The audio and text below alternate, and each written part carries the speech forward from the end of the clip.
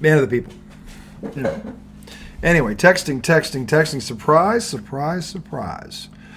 Welcome to a Thirsty Thursday edition here at Thirsty Thursday THC edition here in the Mid-Sac. The redoubtable one himself, Thomas J. is I, question one, Arjun Miliaccio. Segment 1, Game 6 thriller in the city of brotherly love. Every game. This game had everything. I'm going to give him the floor because it's his night again, and deservedly so. I called the Knicks in 6. You did. It was every bit the Donnybrook I said it was going to be, and by the way, even more so because at the end of the night, the final number was this. These two teams were separated by a total of 1 point. 1 fucking point. 6 games. The point differential total was 1 in favor of the Knicks because they won by 3 tonight, and it was 2 going in. That's how evenly matched these two were. And we can talk about Embiid. So 39 and 13. Yeah, he's really hurt. He had a block, by the way, where he came in with a block. He came out of nowhere and threw somebody's shit. He played great. How hard he really was, I'll never know. Every chance he got, he needed to limp around and show you he was hurt. But 39-13 tells me he ain't that hurt. This is Game 6. If he was as hurt as he was letting on, he probably wouldn't have been able to play Game 6, given the amount of times he was down holding his knee. But that's neither here nor there. It doesn't matter. The point is, the Knicks win. The Knicks move on to face the pace. We'll talk about that in segment 2. They bum blasted Milwaukee. But now I want to give the floor to my good friend because it is his night. He's pulling a red hour back because why not? Yeah. And deservedly so. The Knicks haven't done this in a while. The Knicks haven't won a series like this in a while. No. So have the floor, do your victory lap or laps because you deserve more than one. And by the way, Jalen Brunson 41 and 12. Amazing. Wow. Best game of the series. Mm-hmm. He had his best game of the series tonight. Yeah. And that just shows the kind of guy that he is. Mm-hmm. But this is funny because basically on back-to-back nights, I've been given the floor. The first night was to address my depression and angst from the way we lost Game 5. And when you have a team that can come back and win the following game after choking like that, they're tough. It was all in the response. It really was. I mean, they came out. How they handled it. From the jump. Yeah. Well, this goes back to the press conference. Oh, yeah. They took accountability. They took accountability for it and said we need to be better. They didn't blame the refs. I said there was a difference in these two teams, and that's what it was. Yeah. So, anyway, continue. I actually said that before you. And you were like, you stole it! Well, yeah, I was saving it because I thought I was going to talk you off a ledge. You saw the same thing I did. But I wasn't on a ledge because I trusted them. I didn't know you that. That's why I had it in case. I know, I'm just saying. Anyway, go on. So tonight, the way they opened the game, I was like, holy shit, they're here. They played clean for basically the first quarter and a couple minutes, and then they didn't play clean. Philly woke up, and honestly, I had some doubt there. When they blew the 22-point lead to go down by, 5 before halftime. Was what it was. I got worried, and I was like, damn, are they chokers? They're not. Look at the team they're playing is good. The team they're playing, we said out there, is not a 7 seed. I understand. So, but when I looked at the way they gave up that lead, it was up here. It wasn't just, oh my God, Philly's great. It was like, what are you guys fucking doing? All you did was play clean for a quarter, and then the second quarter it was different. We were getting stripped on unnecessary fast breaks when you forget that there are people behind you. That was happening. We're throwing away balls, and we played like that for about 2 quarters. And at the end of the third quarter, they finally got it back together. OG ended up fucking posterizing Embiid in the fourth quarter. I think that got him his 5th foul because he ended up fouling out. It was nice to see him on the bench at the end of the game. But Jalen Brunson... So it didn't hurt your chances. Yeah. But Jalen Brunson made the right decision all night, including at the very end when they double-teamed him in the corner and he hit Josh Hart. And Josh Hart looked like he didn't want to shoot at first. He went to make the pass, and he was like, it's me. I'm open. They left you open. Bang!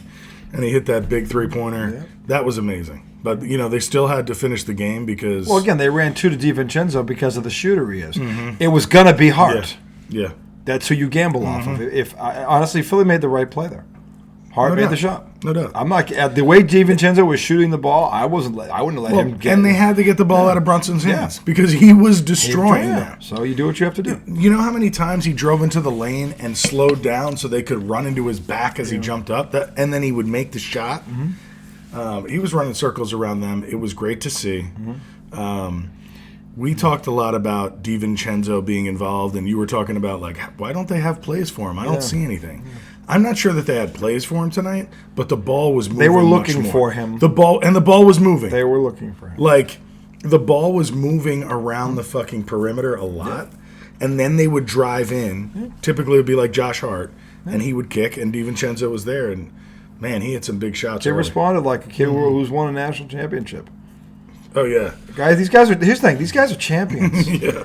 They've already done this in front of a world stage. They're not going to shrink from the moment. They've been there. And there's 80,000 people and they've been there. Yeah, they're in a bigger arena. In a football stadium. Yeah. So I mean, look, the Knicks are going to have to get beat because they ain't going to beat themselves too often either. But again, I will push back on this. The reason Philly came back, look, you make mistakes. Some of them are self-inflicted. Some of them your opponents force you into. Don't kid yourself.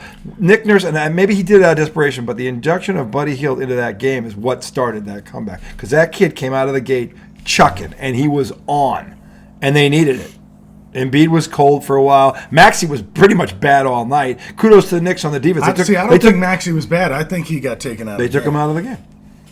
Which is kind of like what you're saying happened to the Knicks. I think that's what happened. Like, Maxey wasn't just bad. No. The thing is, they took the ball to Philly's credit, their team responded. Yeah.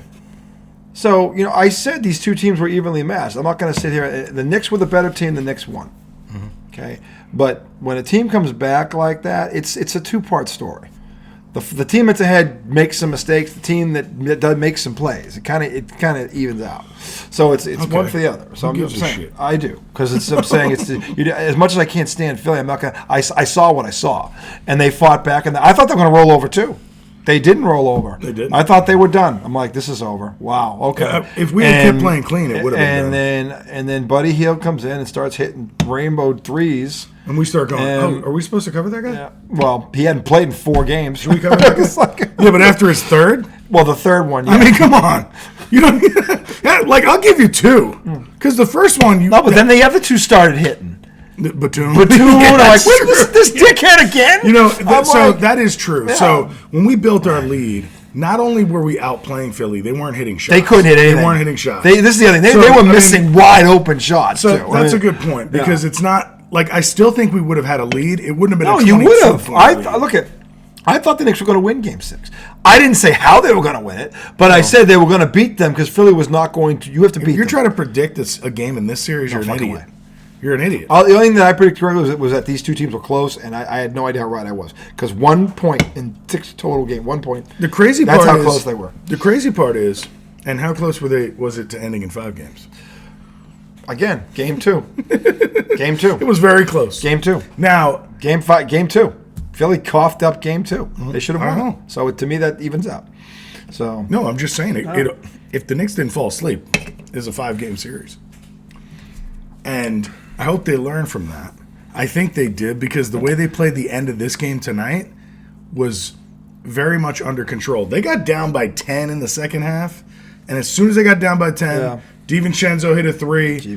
Brunson. Yep. I said Brunson.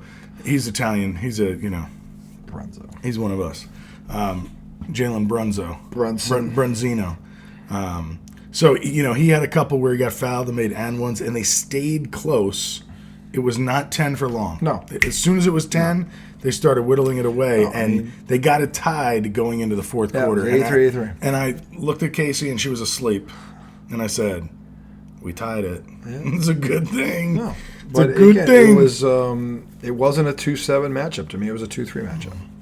Yeah. And but the better team won in 6 games. And now, the thing is now, because Indiana cleared it up tonight too, I think they start on Sunday.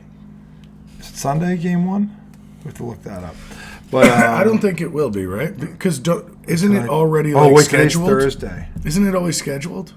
Already scheduled? Well, they both finished tonight because if the Knicks had lost and went 7, then they push that start date back. Right, but don't they have to have it scheduled already, or no? They wait. They wait. Oh, wow. But because they don't know what the teams are going to do. Yeah, because if the Knicks, if they had to go to 7, they have the tentative, like, because they assume what if both series go 7, then they'll right. Don't they have it there? Yeah, but then there's the whole what if they go? You know what I mean? So it depends. I feel like if they finish early, you get rest. Isn't that what you're supposed to get? I mean, we'll look at the. You should. Well, if it's Sunday, it's 3 days. Right, but it should be Monday. Monday would make sense. Because Monday would be 2 games after games, 2 days after games. Monday would make sense. Let me see here. Because it will be Monday at 7:30. Okay, so that is how they do it then. And then so it's already scheduled 2 days after game. Boy, what 7. a doubleheader that's going to be. They're the first game, Game 2, Denver, Minnesota. Oh wow! What a fucking doubleheader that's going to be. We got to watch those. That's going to be that's crazy. Yeah, well, we do a show Monday night. Mm-hmm. That'd be a nice thing to watch Monday night. So I mean, look, this first round, and it's not over yet because the West still hasn't settled things. Although I think, well. I shouldn't say that because every time I think that, the other thing happens. So the problem with them, and I don't remember when we counted the Clippers out like they were done. I don't know what the hell they are. They're a very confused bunch. I can't. Is that Ty Lue out there? Ty Lue is not the problem. He's not the problem. All three Hall of Famers sucked yesterday. All three. None of them cracked 20 points. Play, did he? That's 4 Hall of Famers. There's 3 on the roster right now. Even with Paul George, Harden, and Westbrook are all Hall of Famers. Oh, Westbrook. I forgot about Everybody forgets about him. Guy won a league MVP. You have 2 league MVPs and 3 Hall of Famers still on the floor. And all 3 of them shit the bed. I mean, all 3 of them? All 3. Luka, who was under the weather, drops 35 and 10 assists. He was under the weather? He was sick, supposedly. I tell you right now, if I want to test the other 3 because they looked. If he was sick, what the hell were they? So, but I don't know. Anyway, the point is, fuck them. We'll talk about them later. Back to the Knicks. Look, this is the team that I said is the biggest threat for the reason is the intangibles. It's not just the defense, the intangibles. The way they responded to the way Game 5 ended in the post game said all the right things. They came out tonight. They did something tonight I didn't think they could do without Randall. They jumped on somebody. They literally jumped on somebody. So that is true. We were talking about. I didn't think I have never seen them do that. Did you see they have the best record? Well, maybe not the best because OKC was like 47-1. They were 37-0 this year when leading by 15 or more. They never blew a 15-point lead. Not everybody can say that. Mr. Tatum? And even though they did blow it within the game, they won the game tonight. So technically they didn't blow it. They didn't blow it because they won the game.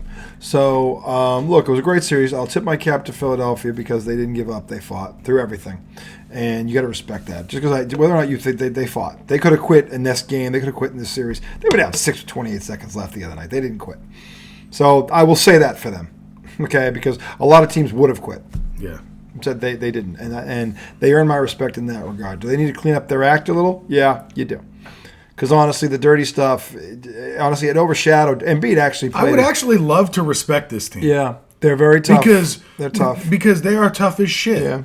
But when your leader you're doing shit like that is just a fucking. I mean, come on, dude. He's a drama queen. What are you doing? He's a bigger version of LeBron. No way. LeBron doesn't hurt people. No, LeBron's a drama queen. He is. He's a drama queen. LeBron's not dirty. That's what I'm saying, though. Embiid's dirty. Embiid is a drama goon. He's like dirty. A drama goon. He went from a physical player to a dirty player in this series. He did 2 or 3 things in this series that honestly are unforgivable. And the bickering in terms and complaining. Look, all these guys won. He's the worst. No, he's not as bad as fucking LeBron. Okay. LeBron said, and I quote, "The refs have it in for us. They led the NBA in foul shooting." Okay, fine. LeBron might be the only guy worse. I'm saying he's the worst. Embiid would literally go for a block, push a guy in midair, and when he gets called for a foul, he's like, I said he's dirty. He's dirty and whiny. He's dirty. Dirty and whiny. He's a drama goon. He's dirty and whiny. He's not a drama queen. He's a drama goon. And the thing, what sucks about that is he played a great series. Yeah, he was hurt. From a numbers perspective, he delivered. So even when he had a bad night, the other night he had a triple double. So he's the reason the series was so hard for New York. Maxey's great, but Yeah. guarding that guy it's a nightmare. Yeah, it's a fucking nightmare. Hartenstein didn't know what he was doing half the time he was on him. No, and Embiid does that to pretty much Yeah. everybody. So it's not a knock on Hartenstein. No. Mitchell Robinson tonight, he started fronting him. Yeah. And Embiid got pissed off. Frustrated by that foul. Oh man, that was a big foul. And that turned out to be because that Embiid shouldn't have got frustrated. He's got to know, what do you think the guy's going to do? Yeah, exactly. You'd expect that, okay? So, But that's the thing. When a guy his size bangs with him, he's not the same. Yeah. I mean, look. Well, maybe that's the knee. I'm just saying that Embiid is a great player who it's taken away because of his attitude. And the way he played in this series in terms of on the other way he end. carried himself. It was dirty. It was dirty, and I didn't think he was dirty, but now I know that he is because I have the videos to prove it. So he did it more than once, so I can't even give him a one-off. Because, look, everybody has a moment as a human where they do something they normally wouldn't do. I understand that. This wasn't the case here. He did this more than once. Consistency. Yeah, so if it was a one-time thing, I can understand a guy losing his mind from it. It happens. It's happened to me. I get it. But this was more than once. That tells me that that's who he is. Okay, so they'll have the offseason to ponder the what-ifs and the buts and the coffee and nuts and all that shit. The Knicks have bigger fish to fry. We will come back segment 2. We're going to preview the second round, the ones that we know about. And I'll tell you right now, I want to break down this Indiana-New York. This is strength on strength. This is going to be fun, too. for a different reason. This is going to be more of a chess match. We'll see if the Knicks can hold them. This will be more of a chess match. I mean, that won't be physical. It ain't going to be like this one was. But because Indy's not that type of team. But this is going to be a hell of a chess match. We'll preview that series in segment 2. And we'll also talk Denver, Minnesota. That may be best series of the whole second round of the whole playoffs. Oh. It might be because that's got 7 games written all over it. But we'll see. We'll talk about that also in segment 2. It is a thirsty THC Thursday. We'll see you very, very, very soon.